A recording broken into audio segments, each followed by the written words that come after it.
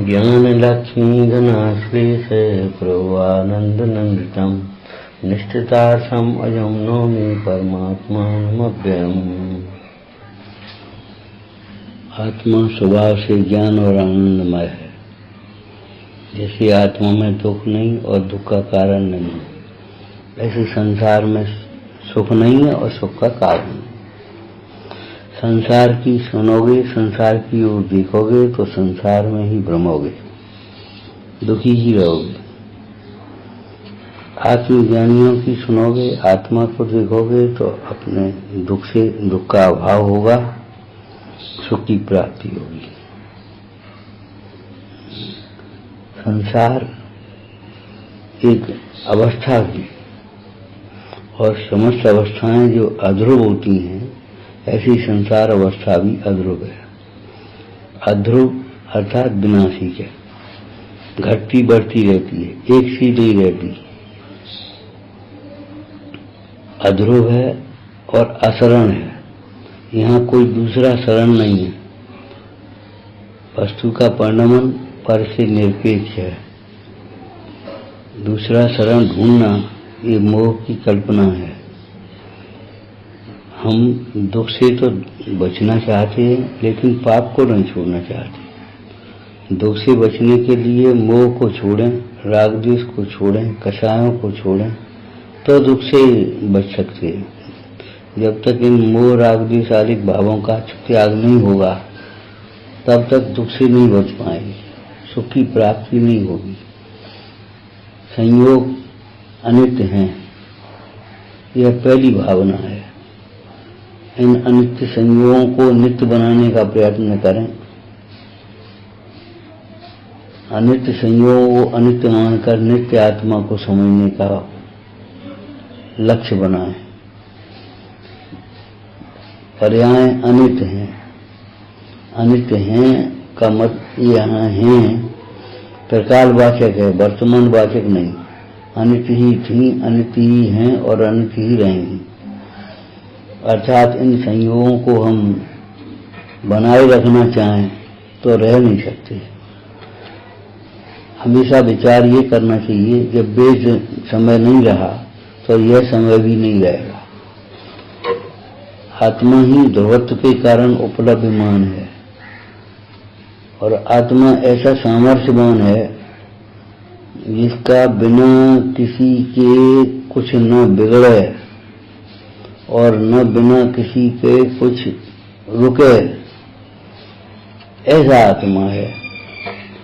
आत्मा स्वाभाविक रूप से परिपूर्ण है, उसका असहाय परिणमन है। ऐसा कुछ नहीं है जिसके बिना परिणमन रुक जाए या हमारा न चल पाए। कितने ही मरण के निमित्त बने, लेकिन आत्मा का अस्तित्व त्रिकाल है। उसका अस्तित्व त्रिकाल होने से मरण संभव ही नहीं है। और पर्याय दृष्टि से देखा जाए तो शरीर का वियोग तो होगा ही। शरीर का वियोग समय पर होगा। शरीर का वियोग भयभीत होने से भी नहीं रुकेगा। शरीर का वियोग निर्भय होने से शांति पूर्वक होगा। अंदर से हम मानते अपने को शरीर रूप है, कहते हैं आत्मा। मानते इन्हीं सुख को सुख है और कहते आते इन्हीं सुख है। इसलिए ये सारी विडंबना है, अंदर से भयभीत हैं।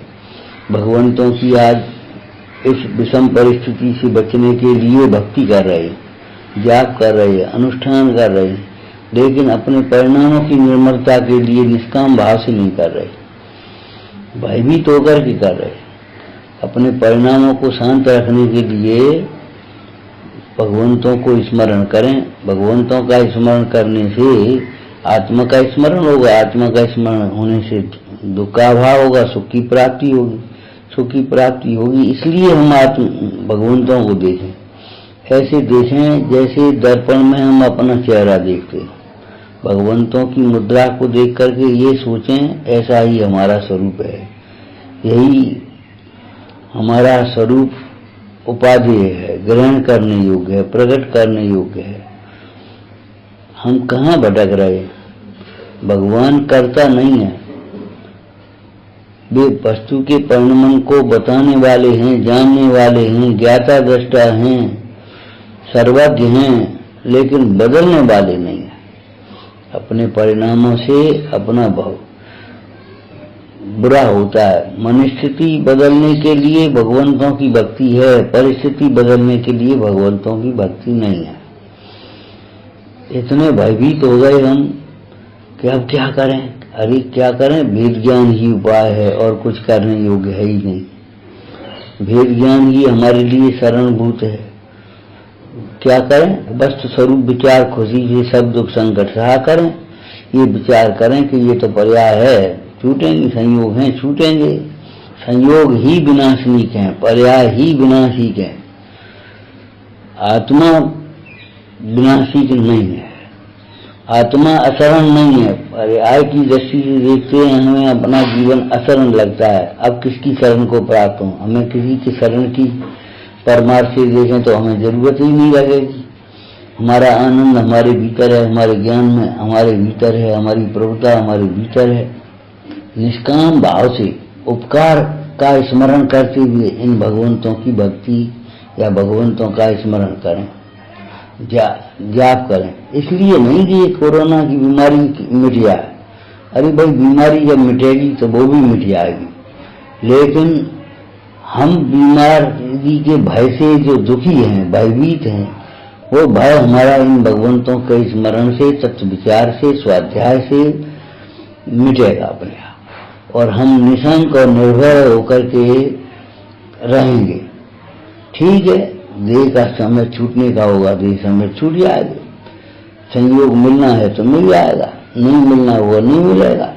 कोई ऐसा नहीं है कि हम निरुद्यमी हो जाएंगे। सच्चा पुरुषार्थ हमारे जीवन में प्रकट हो जाएगा। हमारा पुरुषार्थ पर को बदलने में नहीं है। हमारा पुरुषार्थ हमारी दृष्टि भीतर रहे, हमारी दृष्टि में हमारा त्रैकालिक ध्रुव स्वभाव आत्मा आए, हमारा परिणाम बाहर न भटके, हमें किसी की याद नहीं आए, किसी के प्रति मोह राग द्वेष न हो गए। इसमें हमारा पुरुषार्थ है। ज्ञाता दृष्टा हैं, ज्ञाता दृष्टा ही रहें, इसमें हमारा पुरुषार्थ काम करेगा। पुरुषार्थ कहीं बाहर में काम नहीं करेगा कि हमने बदल दिया तो हमने ये सोच लिया, देखो हमने हमारी जीत हो गई, हमारा पुरुषार्थ कार्यकारी हो गया। और अगर मान लो नहीं बदल पाए परिस्थिति, तो हमें लगता है कि अरे सब धर्म ध्यान बेकार है, पुरुषार्थ कुछ कामकारी नहीं है, भाग्य में होता है सो ही होता है। हम दीन होने लगते हैं। दीनता और प्रभुता का मद हमारा छूट जाए, हमारे अंदर में सच्ची प्रभुता प्रकट हो जाए, चाहे जो परिस्थिति हो। ज्ञायक तो ज्ञायक ही है, और आत्मा स्वभाव से ही आनंदमय है, वो आनंदमय ही है।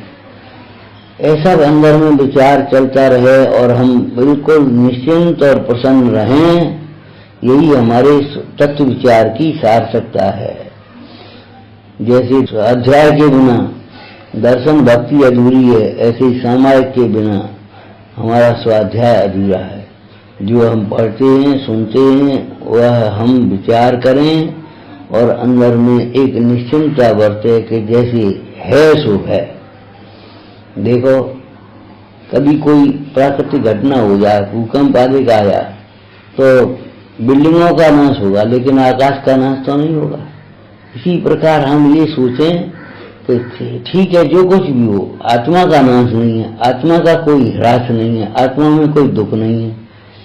हम जहाँ हैं वेद ज्ञान के बल से सुखी रहेंगे, और वेद ज्ञान के अभाव में हम जहाँ होंगे वहां भी दुखी रहेंगे। अगर ज्ञान के बिना, धर्म के बिना, सम्यक्त के बिना स्वर्ग आदि भी मिल गया तो भी कोई लाभकारी नहीं है। और वेद ज्ञान हृदय में है और पहले कर्म बन गए हों कोई खोटे और खोटी गति में भी पहुंच जाए, तो वहां भी सम्यक्त के बल से दुखी नहीं होंगे। दुख का वेदन हमारे परिणाम के आश्रित है। हम अपने परिणामों के धर्म को समझें, परिणामों को बहुत संभाल करके रखें। परिस्थिति बदलने के लिए नहीं, परिणाम बदलने के लिए हम निरंतर पुरुषार्थी रहें। परिणाम में ही हमारा पुरुषार्थ चलेगा, परिणाम बदलने में नहीं, स्वीकार करने में। सहज भाव से स्वीकार कर लो, ठीक है, परिणाम परिणाम में है, मैं में हूँ, मैं परिणाम में नहीं हूँ, परिणाम मेरे में नहीं है। परिणाम जिस समय में बहिर्मुखी हो रहा है उस समय भी ज्ञायक ज्ञायक ही है, आत्मा आत्मा ही है। उस आत्मा को समझें और अपना जीवन सफल करें। भगवंतों को दीन होकर के, भगवंतों को दुखी होकर के याद न करें, अपने आनंद स्वरूप की प्राप्ति के निमित्त समझ करके उनका अवभाव से स्मरण करें, सहज भाव से स्मरण करें। हर समय भगवान हमारी दृष्टि में बसे रहे। महावीर स्वामी नयनपथ गामी भगवत में हमारी दृष्टि में बसे रहे। और जब भगवान देखते हैं, जैसे दर्पण में जब हम देखते रहेंगे तो हमारा चेहरा अपने आप दिखता रहेगा, ऐसे ही जब भगवान को हम देखते रहेंगे तो हमारा स्वरूप हमें दिखता रहेगा। और स्वरूप दिखता रहेगा तो वेदन काहे का होगा? वेदन आनंद का होगा, वेदन दुख का नहीं हो सकता। ऐसा विचार करो बार बार बार बार। भेद ज्ञान ही मुक्ति का मार्ग है, स्वानुभव ही मुक्ति का मार्ग है, वितरागता ही मुक्ति का मार्ग है। संसार की ओर नहीं देखना है, क्या हो गया कि ये नहीं देखना, हम क्या हैं ये देखना है हमें। होने वाली कार्य होगा, होने वाली बनने वाली परिस्थिति बनेगी जिसकी कोई कल्पना नहीं, वो आमने सामने खड़े हो जाया करे। लेकिन हर परिस्थिति में ज्ञायक ज्ञायक ही रहेगा, आत्मा आत्मा ही रहेगा, ध्रुव ध्रुव ही रहेगा। वही उपलब्ध करने लायक है, अर्थात अनुभव करने लायक है। उसी को देखते हुए आनंदित रहें। ओम नमः शिवाय।